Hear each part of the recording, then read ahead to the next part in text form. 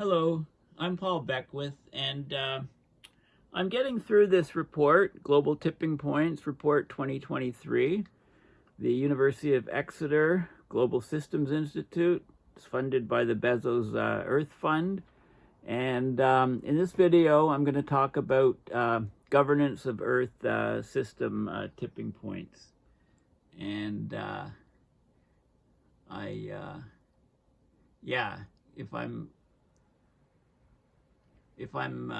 if I say some weird things today, my vision isn't fantastic. I seem to be well, I broke an arm off the frame of my glasses, and I wear progressive lenses, and the alignment has to be exactly perfect. Otherwise, it's kind of you're a bit bug-eyed. Things are a bit distorted. So it's a combination of soldering and crazy glue. The problem is you've got metal inside the plastic frame, so when you try to solder the metal, it kind of melts the frames. And I'd like to replace the frames and keep the lenses, but that's almost impossible to do with glasses, so it's an ongoing battle at the moment to sort this out. I guess I'll just have to get a whole new set of glasses soon. But anyway, I'm going to talk about governance of Earth system tipping points, which is a very interesting topic, actually. It sounds a bit dry, governance, but let's see what they have to say. So, and then the next section, just so you know, is positive tipping points in technology, energy, and society. So I've got about 50 odd pages to cover here. So I'll talk about the highlights and the lowlights. So governance to address the specific and severe threats of Earth system tipping points are currently lacking and urgently needed.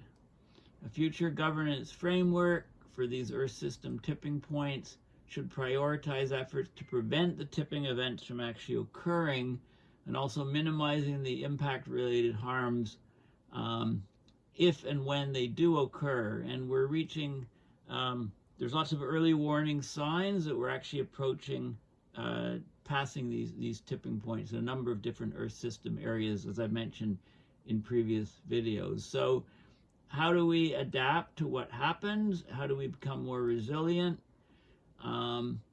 Failure to prevent tipping would likely impede the achievement of the UN Sustainable Development Goals, the SDGs. How do we possibly achieve any of those if we get a system becoming much more destabilized from global tipping points? Okay, so we have to address the root causes of the Earth system change by transforming to sustainable and just societies. Easier said than done. In all domains of governance, and they talk about prevention of tipping points, they talk about how do you govern once the impact occurs, how do you protect, how do you generate knowledge to get more information on how close you are and on what other Earth system components are going to tip, and the effects if some of them do tip. There's a wide diversity of tipping processes, right? Their timing, what's causing them, and their impacts around the Earth. So those things all need to be considered to get governance approaches to deal with these things, or deal with the aftermath after they tip. So governance of Earth system tipping points should be based on existing principles of global governance and international law, like precautionary principle, equity and justice, as well as care for future generations. The nature of threats presented by tipping dynamics in the Earth system challenges the common reactive and linear logics of decision-making in global governance. Of course, short-term decisions can have severe, even catastrophic consequences over extremely long time horizons.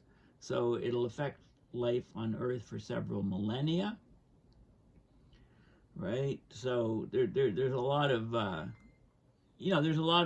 good points in this whole section. I'm just going to talk about some of the key ones. So effective prevention strategies need to address the multiple interacting drivers of these Earth system tipping points. They often operate at different scales. right? There's these global scale and secondary, which are kind of regional scale drivers. So, what are we going to do about all of this, right? Global institutions across multiple domains, including climate change, development, and international migration, need to consider the implications of tipping processes for their effective operation, adjusting existing frameworks, approaches, and practices for governing the impacts of global environmental change. So we're talking about like a polycentric architecture. So here are some of the different scales. We have the Earth system, the Earth tipping system, call it X, some Earth system about to tip. So it can cause local effects, right, on the city and municipal government level, communities, organizations. So we can implement prevention measures, national and regional drivers.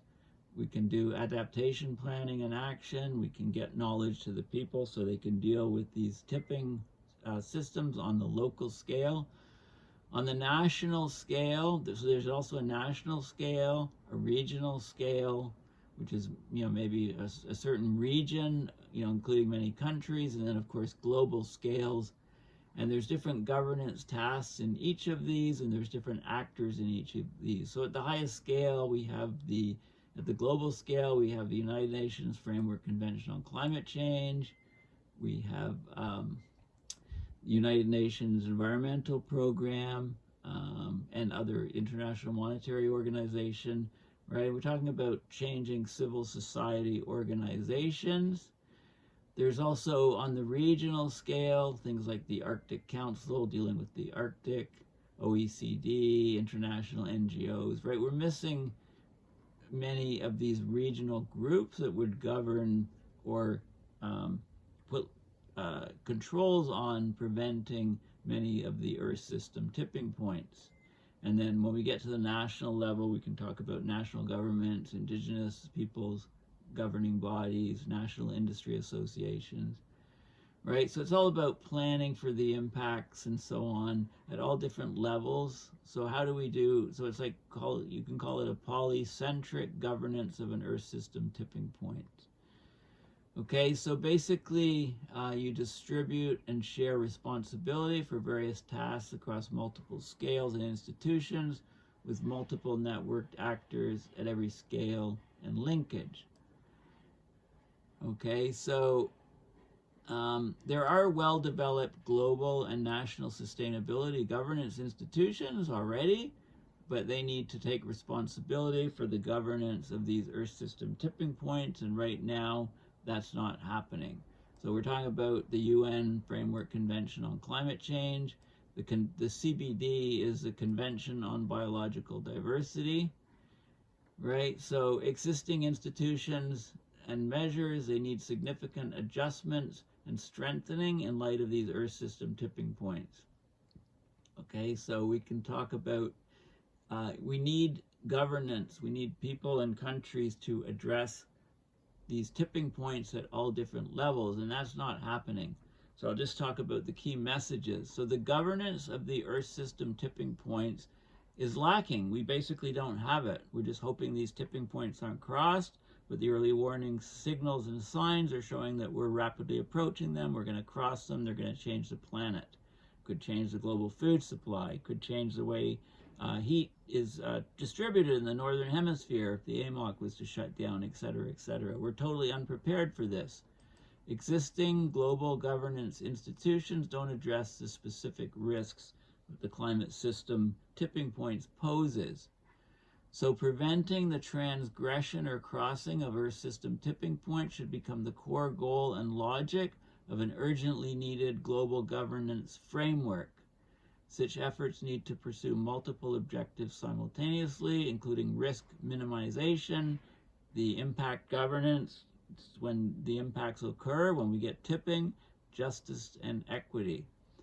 Current climate mitigation efforts, including governance of short-lived climate pollutants and CO2 removal, need to be strengthened rapidly and address non-climate drivers at regional and national scale. So we're talking about huge slashing of fossil fuels. I've talked about the three-legged bar stool, and that's one of the legs. Carbon dioxide removal and methane removal is another leg. And guess what the third leg is? The third leg is solar radiation management. And yet this report is mostly against that. So, you know, things are incremental. I mean, they were against carbon dioxide removal, then they put it in more and more reports because, you know, the targets were being blown past. There's no choice, and I argue there's no choice for solar radiation management, but they're not quite there yet. Give it another couple of years, and then they'll be there, I'm sure. So the governance of Earth system tipping point should be based on existing principles of global governance and international law, like the precautionary principle, equity, justice, care for future generations, right? We have to give future generations more value. If we give future generations more value, then what we do today has to be done in light of future generations, okay, to govern the risk. The governance of Earth system tipping point should be polycentric, going at it from many different routes, many different people, many different places, distributing responsibility, authority, and accountability across multiple scales and institutions, including at the regional scale of the tipping element. So if we're talking about tipping of the Amazon rainforest, we need governments in that region to step up to the plate, and we need them to have huge pull within the rest of governments on the planet in order to ensure that we don't get the rainforest tipping over to savanna, for example, or at least stop these governments from destroying it with their machinery and so on, to put plantations to grow stuff, right? Get rid of the diverse rainforest. What about the coral reefs? They're more global sort of thing, but we need countries like Australia and countries that have lots of coral reefs to step up and to put demands on the rest of the world. I mean, do you ever hear Australia lobbying for climate change, you know, emission reductions to save their coral reefs? No, I mean, they're as big a part of the problem as any other government. So this is just an insane situation.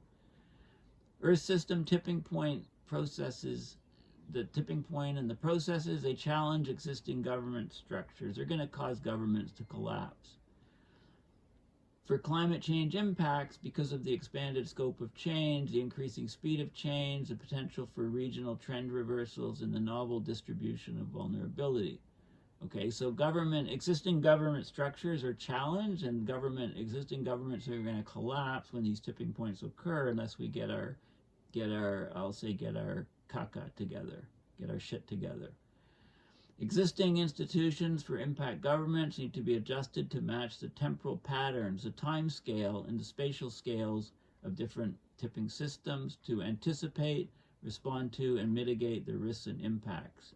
So we need new institutions, new mechanisms, give them power in order to tell the public exactly what's happening with the global tipping point systems, tell them what the world will be like after we get a tipping, and then have power to actually try to stop it from happening.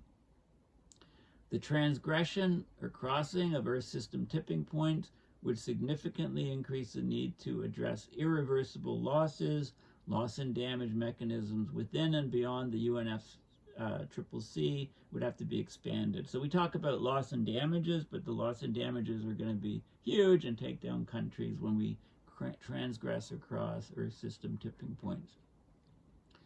We need to reform knowledge institutions to better support effective governance through solutions-oriented, content-specific, actor-relevant, and anticipatory knowledge, while learning challenges must also be addressed. I mean, when have you last heard university presidents come and say, hey, we're going to cross these tipping points, our researchers show this? No, they're trying to get funding from governments, and they, you know, keep quiet, meanwhile let the planet collapse. You know, I mean, everybody needs to step up to the plate. Otherwise, we're just not going to make it. So they have a number of recommendations. They say now is a time for governance actors, including UN bodies, international organizations, national governments, and non-state actors, to actually step up to the plate. These institutions need to engage in the process of learning, interest formation, positioning, build coalitions, and set agendas for the governance of Earth system tipping points. Right? This is kind of a wish list, and Is it going to happen? Well, nobody can predict the future for sure. So, maybe it will. Maybe we need to cross a couple tipping points, have global food shortages before countries and all these institutions wake up. Given that Earth system tipping point risks are already moderate at current levels of warming, they increase substantially above 1.5, which we've actually crossed for a year, right? Countries need to reduce greenhouse gas emissions rapidly. That's number one. We need to do it dramatically in the near term and reach zero by mid-century to minimize the risk of crossing these tipping points. Because once we cross these tipping points, then all bets are off on whether we have any agency to do anything. Parties to the Paris Agreement should include Earth system tipping points in the future global stocktake processes and assess collective progress towards the prevention of these tipping points and the governance of impacts should we or when we cross some of these tipping points. Parties to the Paris Agreement should include a discussion of Earth system tipping points in future revisions of their nationally determined contributions and their mid-century decarbonization strategies, including an assessment of how the country contributes to tipping point risks, how it will be affected by their impacts, and national measures and plans to prevent their transgression and to prepare for their impacts. So, a good example is the governments, where the Amazon rainforest is, because those governments are still cutting down rainforests and they're getting more farming and they don't give a crap and they don't realize it's going to change the planet, not just their country. So they need to be forced to operate, to be replanting more forests and ensuring that the Amazon regains health, right? With money from elsewhere, yes. Parties to the Paris Agreement should initiate an evaluation of the adequacy of current mechanisms for addressing climate change impacts, like adaptation, loss and damage finance, in light of the specific risks posed by Earth system tipping points. No more head in the sand, no more ignoring Earth system tipping points. We do that at our peril. It's just, they are being ignored right now. Countries within the geographic scope of a specific Earth system tipping element should consider the need for new initiatives for collective impact government. So Brazil and other countries that are the rainforests, the Amazon rainforest occupy need to step up to the plate. Have conferences, get world leaders there from other countries, and get the resources they need from the rest of the world to preserve and prevent that tipping point in their region from occurring. We need more international organizations, national governments, and science funders having urgent international research collaboration, especially in the social sciences and humanities, by promoting open, trans, and interdisciplinary solutions-oriented network knowledge systems focusing on Earth system tipping points so that they don't occur. And not just involve, the policymakers and the scientists, but other knowledge holders, artists and designers. We need the public to become more informed of what's at stake here. What's at stake is the planet. Okay, so there's a whole bunch of different sections on how do we govern Earth system tipping points. Okay, what do we need in order to do that? The governance of the Earth system tipping points right now is lacking. That's generous. It's basically non-existent. Existing governance institutions, for example, for climate change, do not address the specific risks posed by Earth system tipping points.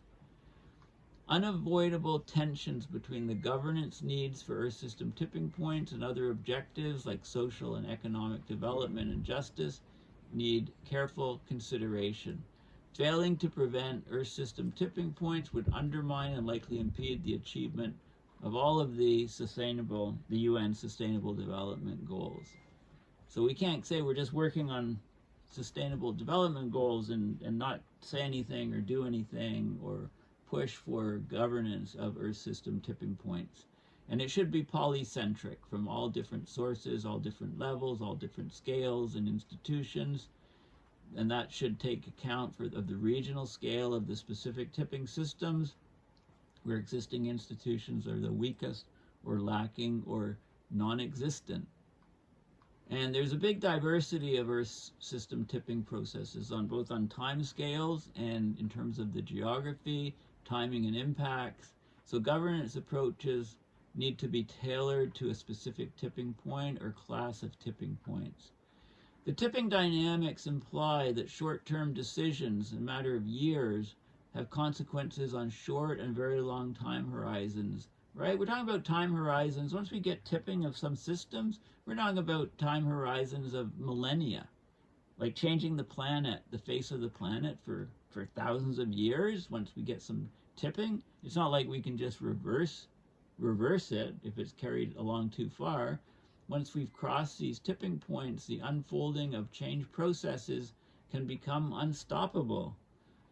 These connections between the short and long term dramatically elevate the imperative of near-term preventive action, requiring anticipatory governance and new risk governance approaches. Okay, so we're at grave risk here. So we need a new governance agenda for Earth system tipping points. There's basically governance goals of prevention, right? Short-term decisions, actions, and inaction, i.e. over the next 5 to 20 years, can have extremely long-term consequences and ripple effects over millennia, over thousands of years. The here and now is causally connected to the deep future. We don't have forever, okay? It's basically now. Policymakers have to consider their responsibility for future impacts that only they are able to prevent. If today's policymakers fail on this, if the world fails on this, then we'll be committed to wrenching changes and a different world. Things that won't be able to be reversed for thousands of years. Okay, so there's lots of questions, fundamental questions that we need answered or looked at in the early stage of Earth system tipping point governance. For example, goals. What could and should be done about tipping points? What are the most important governance goals? Actors. Who should be involved in the tipping point governance?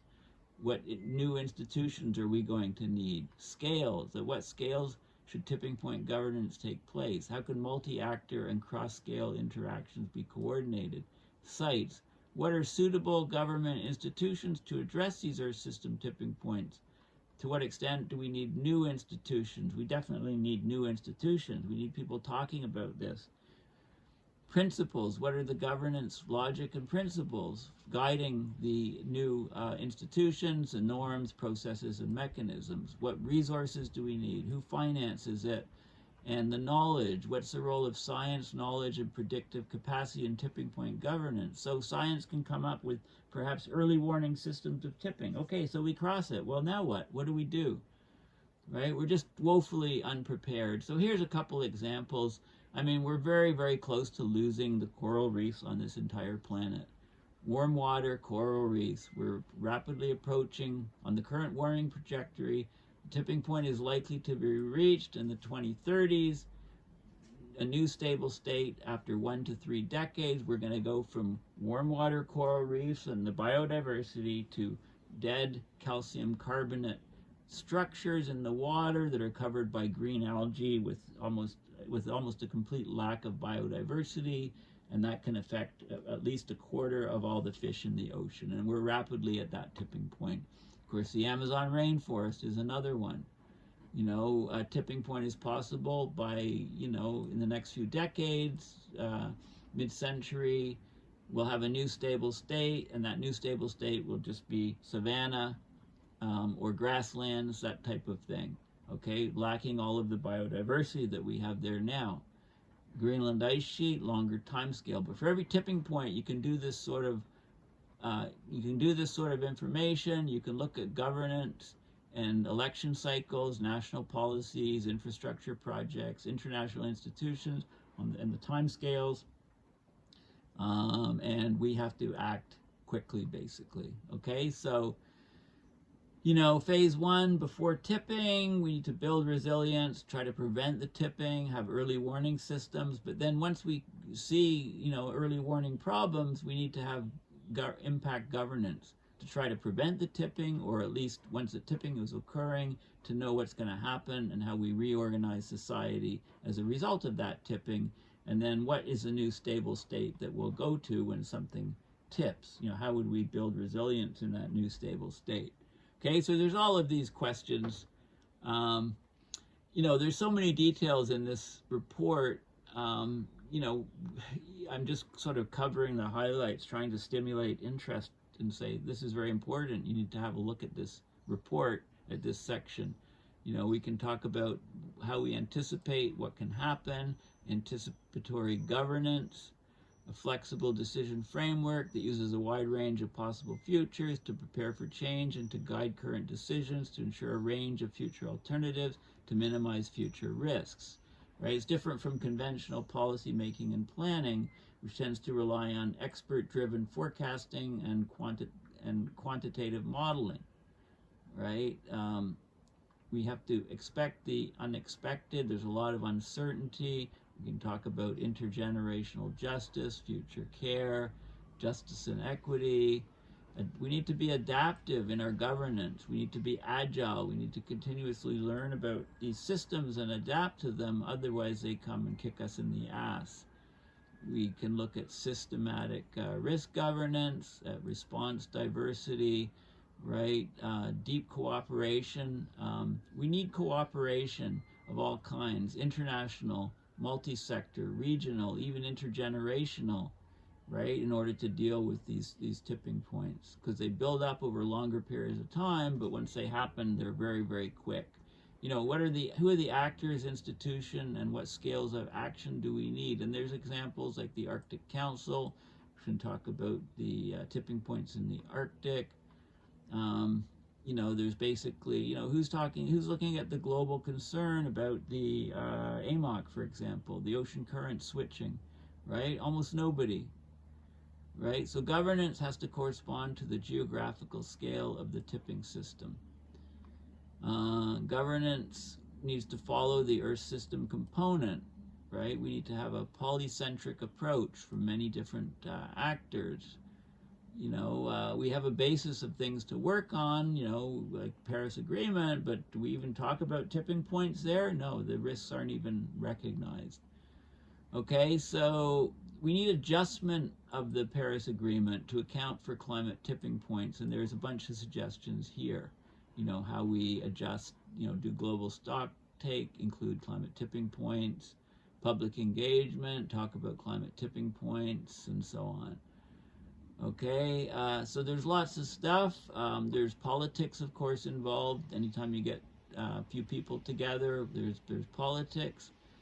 And we need new political coalitions. While the urgency of ensuring that we do not cross critical thresholds strengthens the case for rapid transformations to just and sustainable futures, actors with a vested interest in the status quo might, and already do, predictably engage with the topic of tipping points using an increasingly well-understood repertoire of delay and obstruction tactics to obscure or avoid engaging with needed structural changes, social challenges, and environmental justice. So basically, there's bad actors who really are preventing things from happening, and it just so happens many of those bad actors have more money than anybody else and more influence than anybody else. So we also need to really communicate what's going on to the public, because we need the public on our side to address these powerful naysayers and people that don't want us to take action.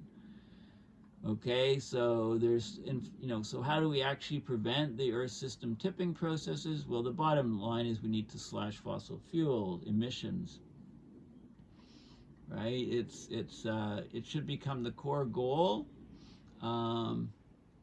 We need to rapidly strengthen current mitigation efforts to minimize temperature overshoot beyond the global goals and the length of overshoot periods, tackling both CO2 emissions and emissions of short-lived climate pollutants.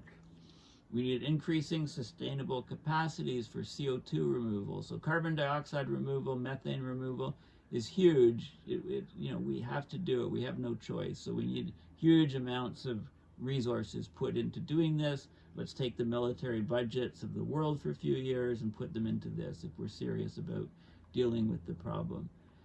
And they don't like the idea of, it says here, government should ban commercial development of solar geoengineering, declare a moratorium on any other deployment, and develop a regime to regulate research and experimentation. This is BS, okay? This report is completely out to lunch on that. We absolutely need solar radiation management, and I can almost guarantee you that we will that this type of thing will be stricken from reports like this in the near-term future, when people recognize how serious how serious our situation is. We don't have any choice at this point. So that's total nonsense, okay? So they're focusing on mitigation in the sense of reducing emissions of greenhouse gases will be the most important approach to preventing the crossing of Earth system tipping points. I argue we're already crossing them. We're already too late on that. So we're going to have to deploy solar radiation management. And they talk about all the various tipping points that could occur, and I've mentioned those in previous videos. There's an example of the Amazon rainforest dieback from the multiple drivers, and so on. So basically, there's a lot of material in here, how the global stock take needs to take into consideration the tipping points. Starting in 2028, the global stock take could explicitly address to what extent national and collective preventive efforts have limited the risk of passing Earth system tipping points. Okay, we're basically out of time. The nationally determined contributions need to be adjusted to avoid crossing Earth system tipping points. We need basically countries around the world to get on board. We need development of removal approaches. We need careful governance to avoid the use as a substitute of achievable mitigation. We don't want, we've got to ramp up removal approaches. Until we can do that, we need to slash fossil fuel emissions. If we had magic ways to remove greenhouse gases and that were much stronger and could overcome emissions, then emissions wouldn't be such a problem, but we don't have that. Solar geoengineering, okay, they talk about it. They have a section here. They talk about, what do they say? Solar geoengineering, solar radiation management, like SRM, they say modification is a group of hypothetical and controversial methods that might help decrease global temperature by directly altering the Earth's energy balance, typically by reflecting a small fraction, around 1% of the incoming sunlight away. The best known suggestions are stratospheric aerosol injection, right? Creating a thin reflective cloud layer of reflective aerosol in the higher atmosphere. This is sulfur.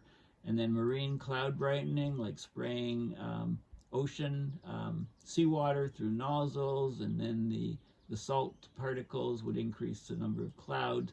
And it clearly, Hansen's showing that the low-level clouds are vanishing, and that's why the warming is accelerating so much. So we actually need this yesterday. And that's not what the report is saying. It's saying, it's saying the opposite. So it's horrible that way. They're not there yet. Okay, so I completely disagree with that. Here's some proposed techniques so that we've got marine cloud brightening. We've got the, ice albedo modification by putting little glass beads on top of the ice. That's Leslie Field's ideas and work. Thickening sea ice by pumping seawater on top of the ice so it freezes. Ice sheet thickening. And protecting the ice sheet against warm water coming in with curtains on the seafloor so that we don't lose the key glaciers that are moving much faster, contributing extraordinarily disproportionate amounts of ice movement. It's these ice streams that are moving fast. If we could slow those down, we could have a huge impact on keeping the ice sheets around longer. Ice self-buttressing points, drain basal water to slow down glaciers, right? If the water is lubricating the ice between the ice bedrock interface, and you drain the water out, then the ice would freeze onto the rock and it would slow down glaciers. So there's all of these different ideas and many, many more. And I think, basically that's the gist of it. So how do we, we've got these tipping points coming rapidly. We need governance that will, stop them from happening. And if they do happen, some of them, we need to be able to, what are we going to do? How do we adapt to these wrenching changes? So the whole idea of this governance needs to be changed. And then it gives some of the impacts of the Earth system tipping points. And the impacts are enormous on humanity. So, we cross these tipping points at our peril, basically. Okay, we need to match the scale of the problem with the scale of the response. So we need to really ramp up institutional and country, national responses to try to avoid these tipping points, because they're going to happen and they're going to bite us all in the ass. So, it's huge challenges, but at least we've got a document here that talks about things. It talks about the tipping points. It talks about cascading impacts. It talks about governance and timescales. So Earth system tipping point detection, impact governance, long-term governance, and so on. Okay, so there's lots of stuff in here, and I think I've covered pretty much what I want to. There's a burning embers diagram on risks, and so there's lots of stuff in here. How do we get improved governance on these tipping points, right? So this is a huge area. Are we just going to sit by?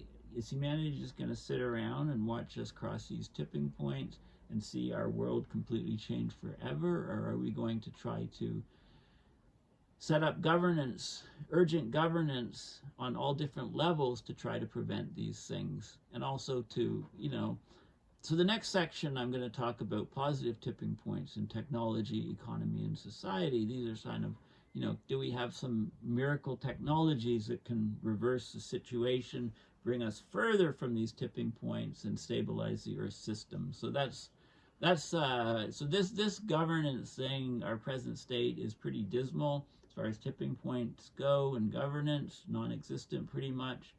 But all is not lost if we can actually find some positive tipping points. And I'll talk about, that'll be a much more uplifting video, the next one, when I talk about positive tipping points than this one. Anyway, thanks for listening. Please consider going to PayPal, my paulbeckwith.net website, and donating to PayPal to support my research and videos. And again, all this stuff is in this report, Global Tipping Points Report 2023, led by the University of Exeter. So thanks for listening, and until next time, bye for now.